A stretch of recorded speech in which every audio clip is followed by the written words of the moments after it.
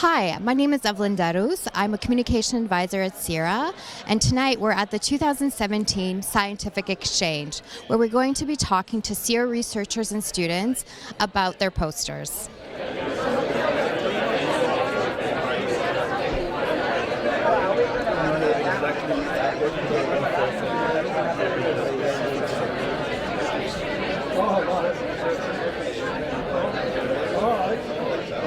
Yourself, please.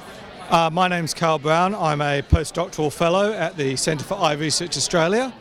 I work with the Surgical Research Unit, and I'm developing tissue-engineered approaches to produce more tissue for use for cornea transplant, and hopefully one day use the patient's own cells.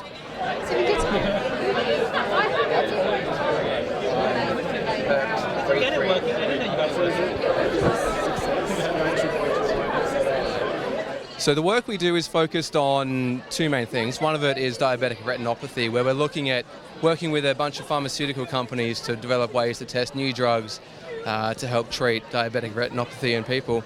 And the other thing we're doing is looking at the support cells in the optic nerve and how they contribute to glaucoma. So a lot of people ignore the optic nerve, but we think, what's the point of having a healthy eye if you can't get signals back to the brain?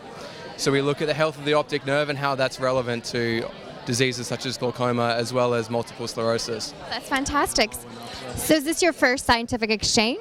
It is, yes. And what do you think so far? I'm really enjoying it. It's a really good atmosphere. Everyone seems very happy to share all their work. Everyone's very friendly. I've been to a lot of conferences where people kind of jealously guard their posters, and it's a sort of adversarial atmosphere, but it's very nice here. It's everyone's very collegial and happy to talk to anyone. I'm Tanya Pejnovic. I'm a research manager in the Clinical Trials Research Centre. And if you could tell us a little bit about the work that you do?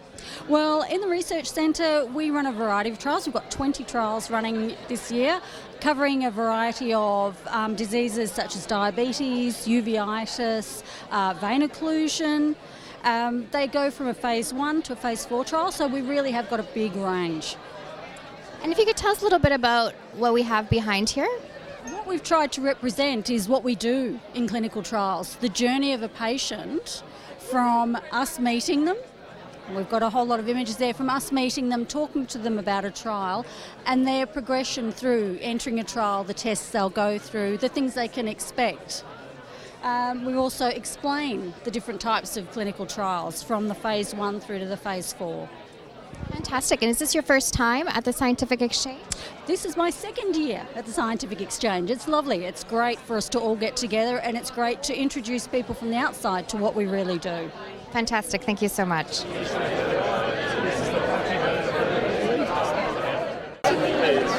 Yes, I'm Jason. I'm one of the honours students working here with Jonathan Croston under the Glaucoma Research Unit.